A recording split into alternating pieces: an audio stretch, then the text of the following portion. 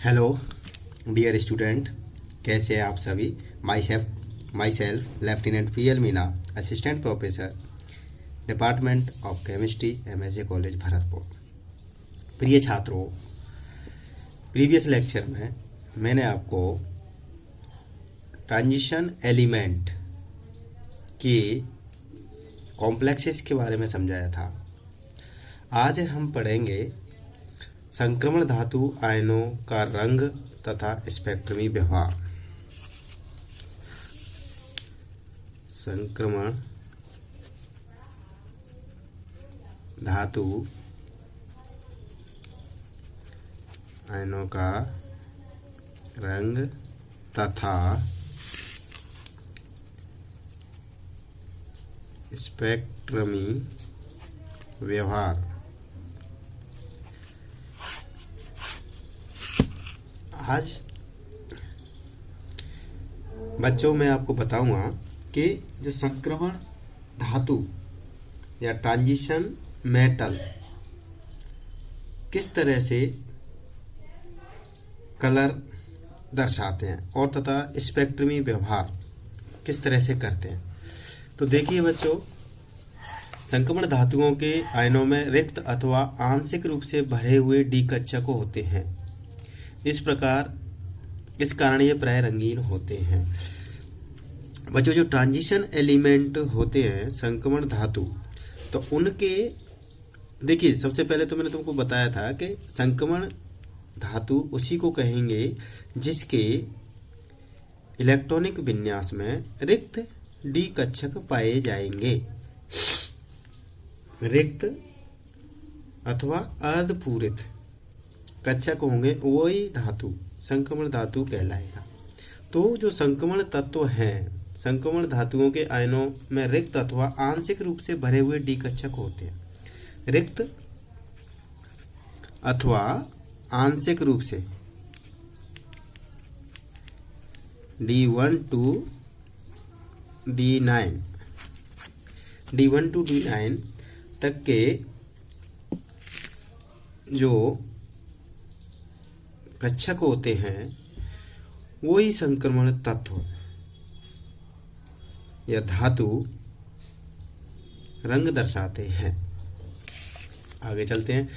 जब किसी रंगीन पदार्थ पर श्वेत प्रकाश डाला जाता है तो यह पदार्थ दृश्य क्षेत्र विजिबल रीजन में से एक विशेष रंग के प्रकाश तरंग दैर्घ्य लैम्डा बराबर 4000 से 7000 एंगस्ट्रॉम को अवशोषित कर लेता है। देखिए, कोई मटेरियल है, ठीक है, कोई पदार्थ इसमें डाला हुआ है ट्यूब में। अब जब हम इस पे क्या करेंगे, एक सनलाइट डालेंगे, प्रकाश, ठीक है, श्वेत प्रकाश डाला जाता है तो श्वेत लाइट, तो इसमें से कौन सा रीजन बच्चों इलेक्ट्रोमैग्नेटिक रेडिएशन का विजिबल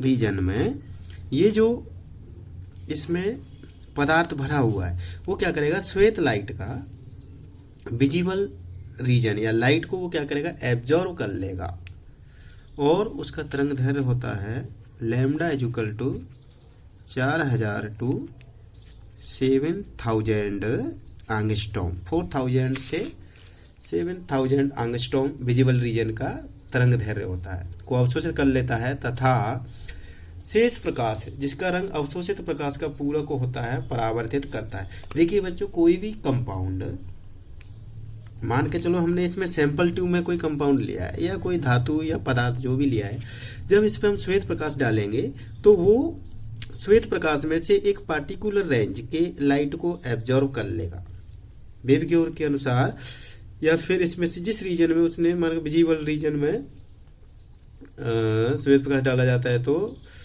विशेष रंग के विजिबल रीजन से वो एक विशेष रंग को अवशोषित कर लेगा। तो जिस रंग को अवशोषित करता है उसका पूरक कलर वो जो पदार्थ है वो छोड़ता है। तो वो पदार्थ या जो धातु या आयन हमें उसी कलर का दिखाई देता है या संकुल पूरक कलर का। परावर्तित करता है। तो यह पूरक रंग जो कि परावर्तित प्रकाश का रंग होता है ही पदार्थ का रंग होता है। देखिए बच्चों, जो पूरक रंग जो कि परावर्तित प्रकाश का रंग होता है वही उस पदार्थ का रंग होता है। तो अवशोषित प्रकाश का रंग और परावर्तित प्रकाश का रंग अर्थात पदार्थ का रंग। देखिए बच्चों, हम कुछ देखेंगे, कुछ कलर्स लिखेंगे। बैंगनी,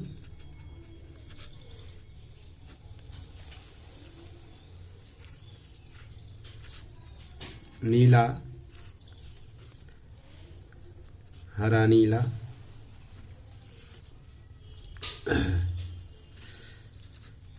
नीला हरा,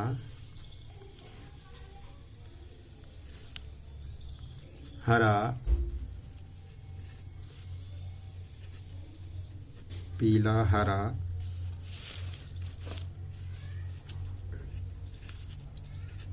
पीला,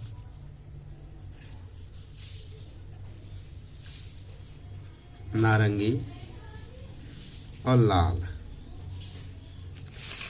तो मान के चलो ये तो हो गया अवशोषित प्रकाश का रंग। अब दूसरी साइड में आ जाएगा परावर्तित प्रकाश का रंग।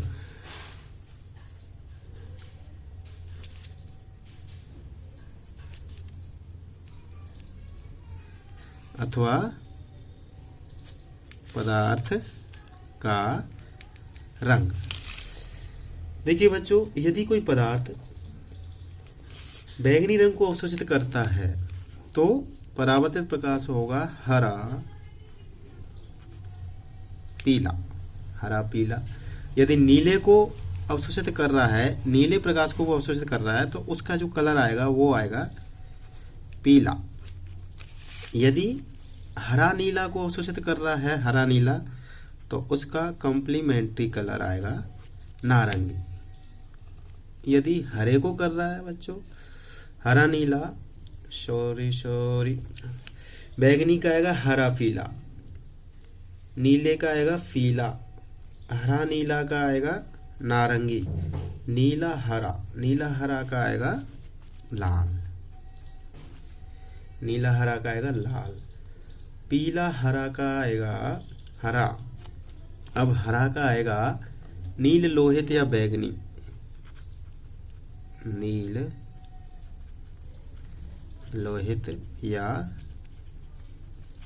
बैंगनी, नील लोहित या बैंगनी। अब पीला हरा का आएगा बच्चों बैंगनी, पीला का आएगा नीला और नारंगी का आएगा हरा नीला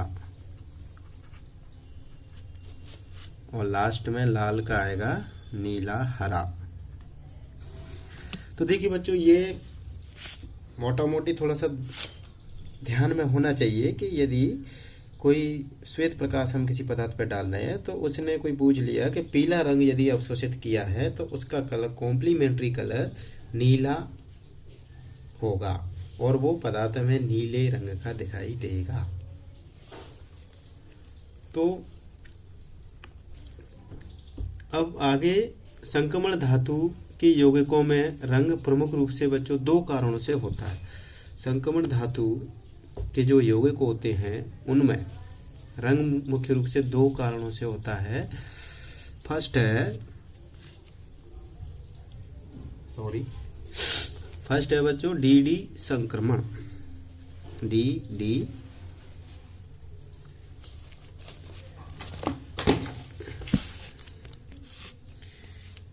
संक्रमण या फिर डी ट्रांजिशन, डी संक्रमण या फिर डी ट्रांजिशन। तो थोड़ा सा इसको सुन लो पहले। जब किसी संक्रमण धातु आयन के संपर्क में कोई लिगेंड आता है तो समान ऊर्जा वाले डी कक्षकों का स्प्लिटिंग हो जाता है, विपाटन या स्प्लिटिंग हो जाता है, जिससे कि कुछ डी कक्षक ईजी कक्षक उच्च ऊर्जा वाले हो जाते हैं, जबकि कुछ अन्य कक्षक T2G कक्षक निम्न ऊर्जा वाले हो जाते हैं। तो एक अष्टफलकीय लिगेंड क्षेत्र में डी कक्षकों का विपाटन निम्न प्रकार से होता है। देखिए बच्चों, मैं तुमको बताना चाहूँगा कि मान के चलो तुम्हारे पास में कोई केंद्रीय धातु है या कोई मेटल है या धातु है या संक्रमण तत्व है, जब उसके संपर्क में कोई लिगेंड आते हैं तो उन लिगेंडों के कारण वो जो धातु के पास में डीजेनरेट ऑर्बिटल हैं या फिर संभ्रंश कक्षक हैं, वो उन लिगेंड के कक्षकों से प्रतिकर्षित होके दो भागों में टूट जाते हैं, एक ईजी कक्षक और एक T2G कक्षक। फॉर एग्जाम्पल लेंगे हम ऑक्टाहेड्रल या फिर अष्टफलकीय संकुल।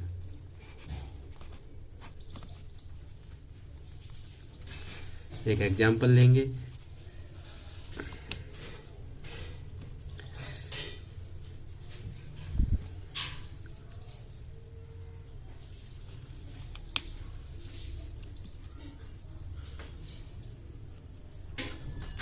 देखिए यहाँ पे कोई मान के चलो क्या है, डीजेनरेट ऑर्बिटल,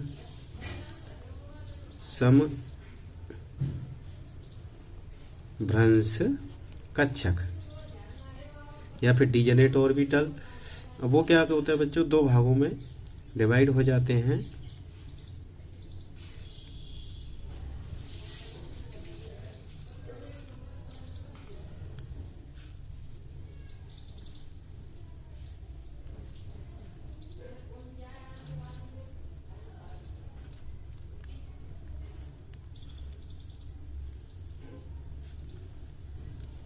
ये एक्स एक्सिस हो गई, ये वाई एक्सिस हो गई और ये जेड एक्सिस हो गई।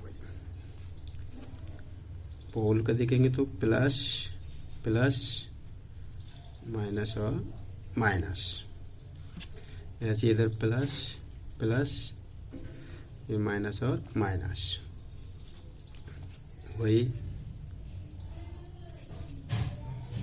ये एक्स और ये वाई, ये हो गया D X square minus Y square और ये हो गया डी जेड स्क्वायर। ऐसे ही ये तो हो गए बच्चों ईजी कक्षक, ई जी कक्षक जो कि अपर लेवल में चले जाते हैं। अब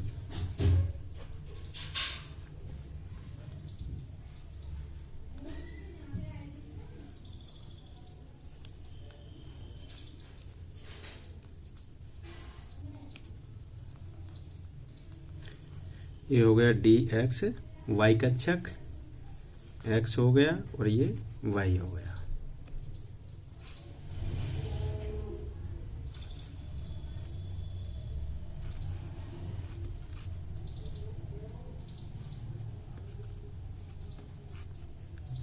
ये जेड और ये एक्स, तो ये हो गया डी एक्स जेड कक्षक। और लास्ट में